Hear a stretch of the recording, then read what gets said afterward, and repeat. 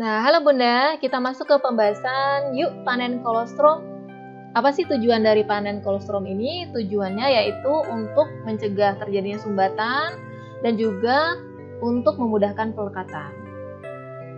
Nah, apa itu kolostrum? Nah, komposisi ASI kan dibedakan menjadi 3 macam, yaitu kolostrum itu sendiri, kemudian ASI masa transisi, dan ASI matur. Nah, kolostrum itu adalah ASI yang keluar pertama kali setelah ibu menjalani proses persalinan. Kolostrum merupakan cairan yang agak kental, yang berwarna kekuning-kuningan, lebih kuning dibanding ASI matur, dan bentuknya agak kasar karena mengandung butiran-butiran lemak dan sel-sel epitel. Kolostrum itu bermanfaat sebagai pembersih selaput usus bayi baru lahir, sehingga saluran pencernaan siap untuk menerima makanan. Kolostrum juga mengandung kadar protein yang tinggi, terutama gamma globulin, sehingga dapat memberikan perlindungan tubuh terhadap infeksi. Kolostrum itu juga mengandung zat antibodi, sehingga mampu melindungi tubuh bayi dari berbagai penyakit infeksi untuk jangka waktu sampai dengan 4 bulan. Lalu, komposisi ASI yang berikutnya itu ASI transisi, ASI masa transisi, yaitu ASI yang dihasilkan mulai dari hari ke-4 sampai hari ke-10. Mana itu adalah ASI peralihan dari kolostrum untuk menjadi ASI matang. Nah, ASI matur atau ASI matang itu adalah ASI yang dihasilkan mulai hari ke-10 sampai seterusnya. Ini adalah gambar warna dari ASI.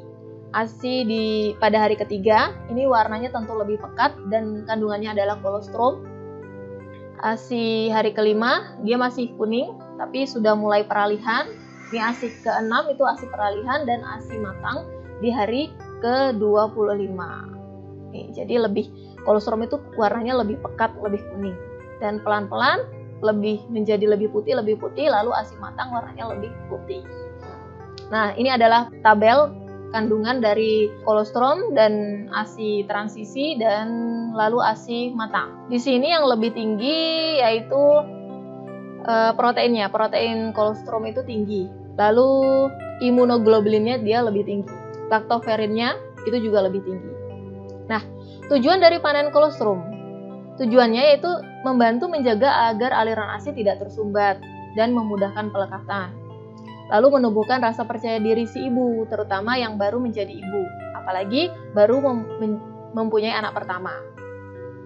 Kemudian menghindari terjadinya resiko mastitis. Lalu membuat bayi lebih nyaman menyusu karena bayi baru lahir masih belajar mengenali payudara dan puting ibunya. Lalu panen kolostrum saat hamil, istilahnya antenatal colostrum harvesting. Ini bisa dilakukan. Jadi sebelum bayi lahir, ketika hamil, panen kolostrum itu juga bisa dilakukan. Tapi ada syarat dan ketentuan yang berlaku karena setiap situasi mamah itu berbeda dan sifatnya itu lebih personal. Jadi disarankan untuk memeriksakan diri ke bidan atau ke dokter kandungan jika memiliki resiko melahirkan lebih awal atau prematur atau lebih harus dilahirkan sebelum waktunya. Karena stimulasi puting itu sama dengan induksi alami yang dalam kasus tertentu dapat menimbulkan kontraksi. Tapi untuk sebagian ibu itu justru membantu untuk menstimulasi terjadinya persalinan pada waktunya.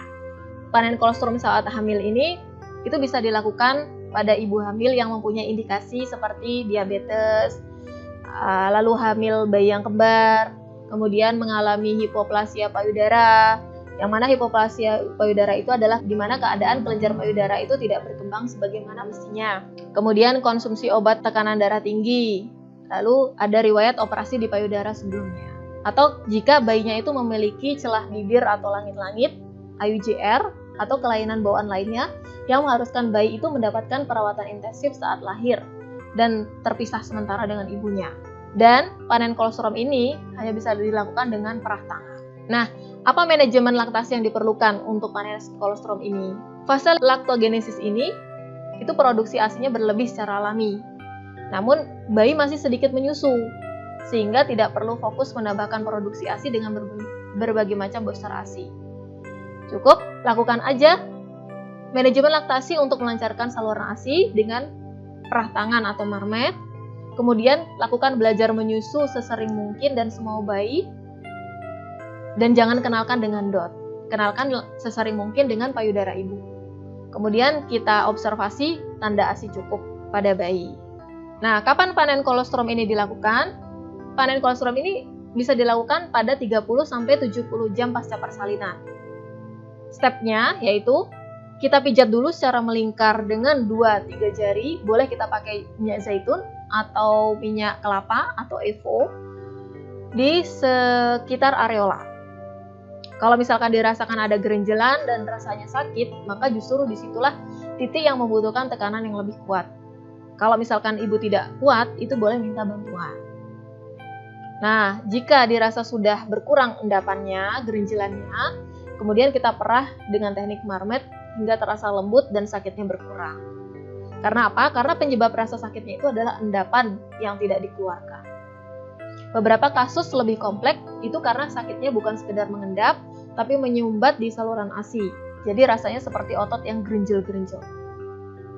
Nah, langkah 1 dan 2 tadi itu bisa dilanjutkan pada area payudara yang selain areola. Karena di masa ini endapannya bisa di atas areola juga, bisa di samping ketiak, bahkan di payudara yang bagian bawah. Nah, sebaiknya hindari dipijat atau diperah ini sebelum saluran ASI di areola itu sudah teratasi dan lancar alirannya. Itu untuk menghindari adanya tambahan sumbatan di areola. Lalu, siapkan waslap dan air hangat untuk mengompres. Tapi ingat, kompres ini sifatnya mengurangi nyeri, yaitu sebagai analgesik alami, tapi bukan mengatasi masalah sebenarnya. Masalah sebenarnya bisa diatasi dari langkah 1, 2, dan 3 tadi. Waslap juga bisa digunakan untuk membersihkan sekitar areola dan puting dari minyak zaitun atau minyak pijat lainnya. Disarankan itu menggunakan bahan yang alami. Kemudian, cobalah untuk DBF atau nenek langsung. Nah, insya Allah bayi akan semakin menikmati pelekatan karena areola tadi sudah lunak. Dan itu memudahkan lidah itu untuk memompa ASI yang sudah cukup lancar dan mendorong puting hingga masuk mendekati tenggorokannya. Kemudian ASI bisa langsung tertelan tanpa mampir di mulut dan sekitarnya bahkan langsung terasa bedanya sehingga terdengar suara glek-gleknya. Dan inilah yang membuat bayi tenang dan berat badan bayi cepat naik karena pengosongannya maksimal.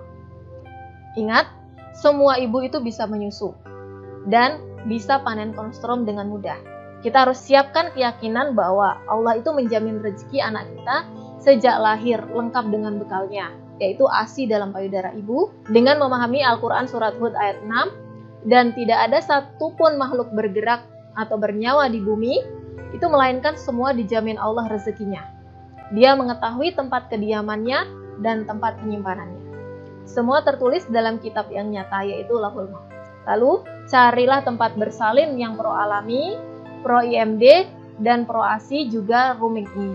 Persiapkan juga fisik ibu sejak hamil, yaitu gizi ibu yang baik, itu juga membantu stamina tubuh ibu dalam menyusui. Buah kurma itu bagus untuk mencegah perdarahan dan juga memperlancar produksi ASI. Lakukan juga perawatan payudara, bisa dimulai dari sejak kehamilan. Kemudian bersihkan payudara, terutama bagian puting. Cukup pakai air biasa saja, tidak disarankan dengan sabun atau bahkan bahan kimia yang lain.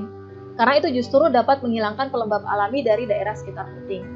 Nah, sebaiknya dilakukan ketika sudah trimester ketiga, karena dikhawatirkan itu dapat memicu kontraksi dan lahir prematur.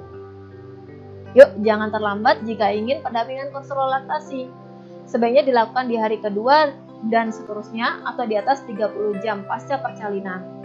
Di sini adalah tahap autokrin hormon, itu hormon lagi tinggi-tinggi. Kita lanjut ke video selanjutnya.